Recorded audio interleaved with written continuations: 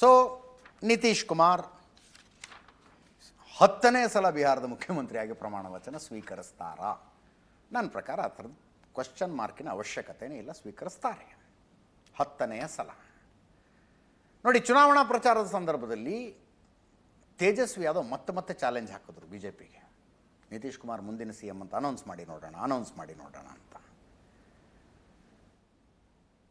ನಮ್ಮ ಗೃಹ ಸಚಿವ ಅಮಿತ್ ಶಾ ಅವರು ಕೂಡ ಹೇಳಿದ್ರು, ಇಲ್ಲ 160ಕ್ಕಿಂತ ಹೆಚ್ಚು ಸ್ಥಾನಗಳನ್ನು ಗೆಲ್ತೀವಿ ನಾವು, ಶಾಸಕಾಂಗ ಪಕ್ಷದ ಸಭೆ ಮುಂದಿನ ನಾಯಕನನ್ನು ಆರಿಸುತ್ತೆ ಎಲ್ಲ ಹೇಳಿದ್ರು. ಒಂದು ಮಾಹಿತಿ, ಫಸ್ಟ್ ಫೇಸ್ ವೋಟಿಂಗ್ ಮುಗಿಸಿದ ಮೇಲೆ ಏನು ಬಂತು ಅಂದರೆ, ಎಷ್ಟು 121 ಕ್ಷೇತ್ರಕ್ಕಾಗಿದ್ದು ಫಸ್ಟ್ ಫೇಸ್ನಲ್ಲಿ ಚುನಾವಣೆ. JDU ಕ್ಯಾಂಡಿಡೇಟ್ ಇರುವಲ್ಲಿ ಬಿ ಜೆ ಪಿಯವರು ಫುಲ್ ಸಪೋರ್ಟ್ ಮಾಡಿಬಿಟ್ಟಿದ್ದಾರೆ. But B J P candidate ಇರುವಲ್ಲಿ JDU ಕಾರ್ಯಕರ್ತರು ಕೆಲಸ ಮಾಡಿಲ್ಲ ಅಂತ ಸುದ್ದಿ ಬಂತು. ಯಾಕೆ ಅಂದರೆ JDUಗಿಂತ ಬಿ ಜೆ ಪಿ ಸಂಖ್ಯೆಗಳ ಜಾಸ್ತಿ ಬಂದುಬಿಟ್ರೆ ನಿತೀಶ್ ಕುಮಾರ್ನ ಸಿ ಎಂ ಆಗಕ್ಕೆ ಬಿಡೋದಿಲ್ಲ ಇವರು ಅಂತ. ಸ್ವಲ್ಪ ಜಾಸ್ತಿ ಬಿ ಜೆ ಪಿ ಬಂದಿದೆ, ಬಟ್ ತೀರಾ ಪ್ರಶಾಂತ್ ಕಿಶೋರ್ ಹೇಳ್ದಂಗೆ JDU ಏನೆಲ್ಲ ಕಚ್ಚಿಲ್ಲ. ಅಂದರೆ ಲಾಸ್ಟ್ ಟೈಮ್ ಪಾಸಿಟಿವ್ನಲ್ಲೇ ಇದ್ದಾರೆ ಕಳೆದ ಸಲಕ್ಕಿಂತ.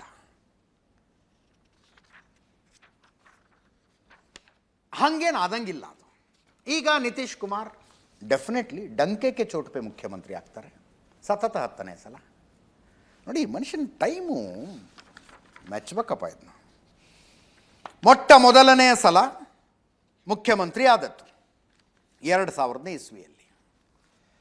NDAಗೆ 151 ಬಂದಿತ್ತು. ಆವಾಗ ಲಾಲೂ ಪ್ರಸಾದ್ ಯಾದವ್ ಅವರ ನೇತೃತ್ವದಲ್ಲಿ ಮೈತ್ರಿಗೆ 159 ಸ್ಥಾನ ಬಂದಿತ್ತು. ಆ ಮೈತ್ರಿಗೆ ಏನು ಹೆಸರಿತ್ತು, ಇದರದ್ದು ಹೆಸರುಗಳು ತುಂಬ ಸಲ ಚೇಂಜ್ ಆಗಿದ್ದಾವೆ. UPA ಇತ್ತು, ಮಹಾಗಠಬಂಧನ್ ಇತ್ತು, INDA, ಹಿಂಗೇನೇನೋ ಆಗಿದೆ. 159 ಬಂದಿತ್ತು. 169 ಬಿತ್ತವಾಗ half way mark. Bihar Jharkhand ಒಟ್ಟಿಗೆ ಇದ್ವು.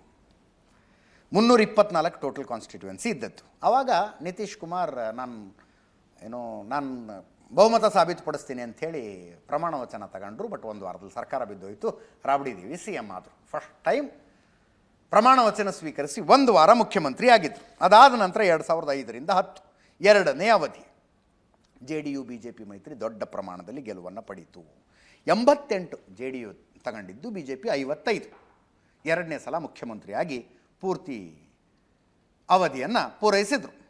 2010ನೇ ಇಸ್ವಿಯಲ್ಲಿ ಮತ್ತೆ 206 ಸ್ಥಾನ ರೆಕಾರ್ಡ್ ಬ್ರೇಕ್ ಮಾಡಿಬಿಟ್ರು NDA ಮೈತ್ರಿ. 206, ಈಗ 204 ಇದೆ, 2 ಕಡಿಮೆ ಇನ್ನು.